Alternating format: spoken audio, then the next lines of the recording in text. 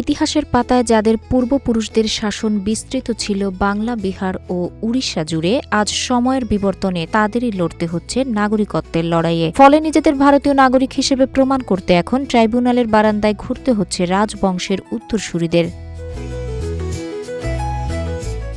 মুর্শিদাবাদের নবাব বংশের অন্যতম উত্তরসূরি নবাব মীর জাফরের প্রায় ৩৪৬ জন বংশধরের নাম ভোটার তালিকা থেকে বাদ দেওয়া হয়েছে। ভবিষ্যৎ হোক নিরাপদ, বিনিয়োগ হোক বিশ্বস্ত, আর আমার পছন্দ সল্ট বে। ওয়েলকাম টু সল্ট বে। নিবিড় পুনর্বিবেচনার পর লালবাগ নব আদর্শ হাই স্কুলের ১২১ নম্বর বুথের ভোটারদের নাম ২০২৫ সাল পর্যন্ত বিচারাধীন রাখা হয়েছিল। চূড়ান্ত তালিকায় দেখা গেছে ছোট নবাব হিসেবে পরিচিত ৮২ বছর বয়সী সৈয়দ রেজা আলী মির্জা সহ তার পরিবারের ৯ জন সদস্যের নাম ভোটার তালিকা থেকে মুছে ফেলা হয়েছে।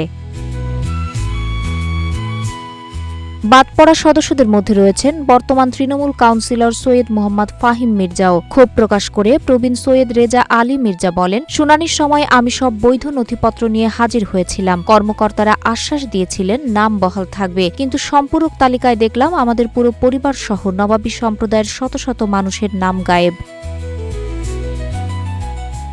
নিজেদের দেশপ্রেম ও নাগরিকত্বের সপক্ষে পরিবারটি দাবি করে, দেশভাগের সময় তাদের পূর্বপুরুষ ওয়াসিফ আলী মির্জা পাকিস্তানের রাষ্ট্রপতি হওয়ার প্রস্তাব ফিরিয়ে দিয়ে ভারতেই থেকে যাওয়ার সিদ্ধান্ত নিয়েছিলেন। এমনকি স্বাধীনতার পর মুর্শিদাবাদ ৩ দিনের জন্য পাকিস্তানের অংশ হয়ে গেলেও তাদের পরিবারের হস্তক্ষেপেই তা ভারতের অন্তর্ভুক্ত হয় বলে তারা দাবি করেন। তাদের নাগরিকত্ব নিয়ে ভারতের সুপ্রিম কোর্টেরও ইতিবাচক পর্যবেক্ষণ রয়েছে বলে জানান কাউন্সিলর ফাহিম মির্জা।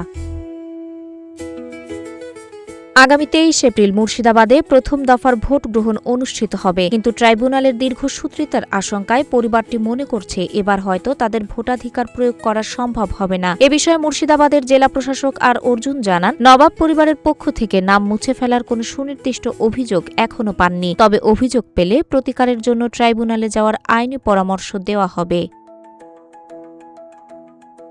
তাহের আক্তার, রূপালী বাংলাদেশ।